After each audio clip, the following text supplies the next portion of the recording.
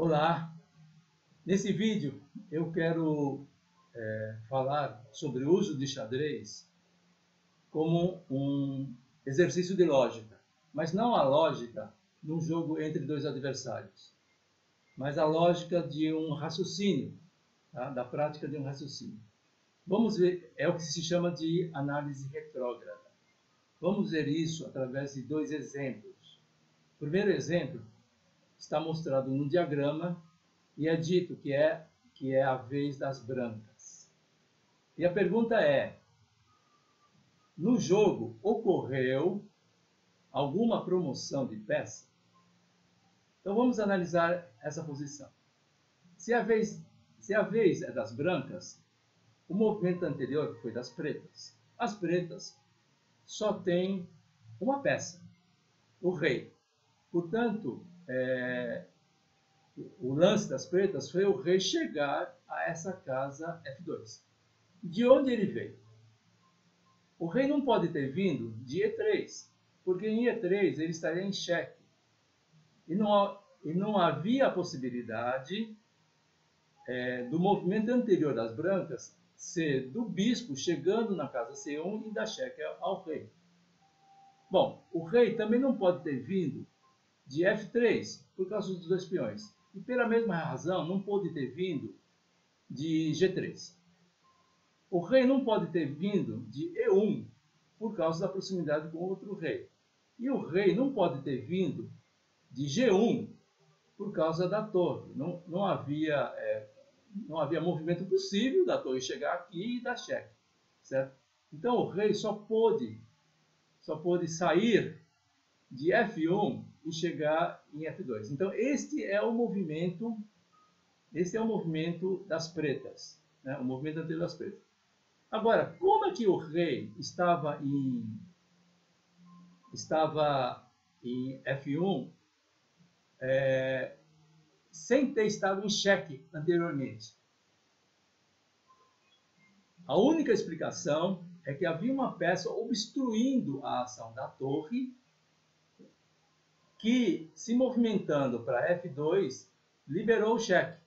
E aí o movimento do rei preto foi de sair de F1, tomar a peça em F2, tá? E saindo do xeque. Então, que peça branca é essa que saiu de G1 e foi para F2? Certo? Uma peça que se movimenta nas casas pretas. Portanto, era um outro bispo branco de casas pretas. Então havia dois bispos brancos de casas pretas. Um deles certamente veio da promoção de um peão.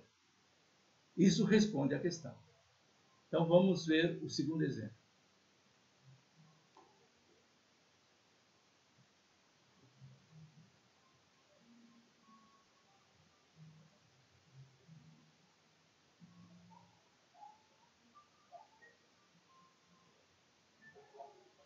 Bom, este é o segundo exemplo.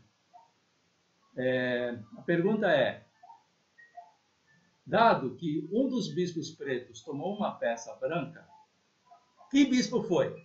Foi o bispo das casas pretas ou foi o bispo das casas brancas?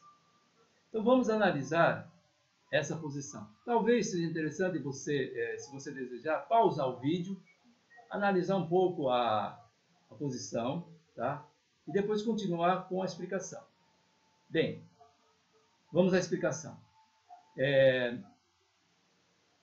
Do lado preto, a única peça faltante é a torre, certo? As pretas perderam a torre.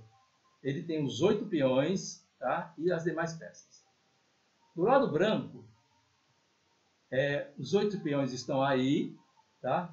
E ele não tem um bispo e um cavalo, ok? Onde essas peças caíram? Bom, a peça preta caiu aqui.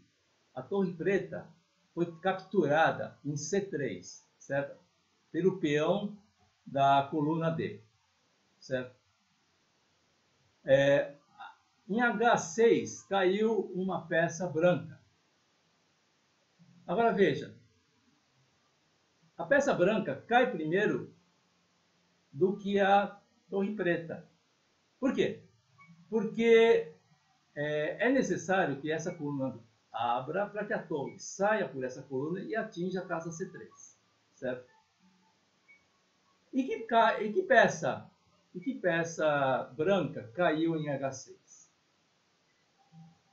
Veja, antes da torre ser liberada, esse peão, que agora está em F3, estava em D2, e, portanto, trancava o bispo das casas pretas.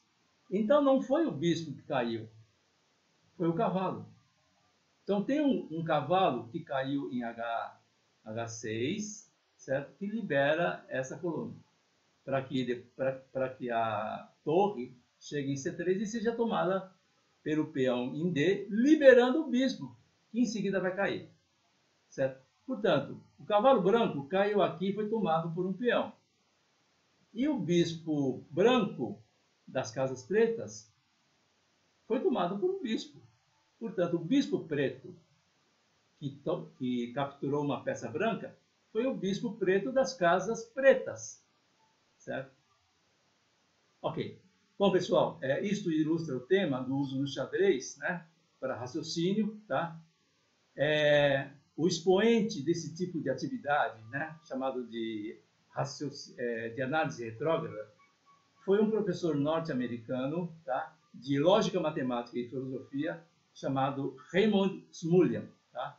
Eu tenho aqui 2 livros dele, né? Um que se chama Os Mistérios de Xadrez de Sherlock Holmes, tá? E o outro que se chama Os Mistérios de Xadrez das Noites Árabes, tá? Fazendo uma referência às Mil e Uma Noites. Bom, então é isso, tá? Espero que tenham gostado e até a próxima.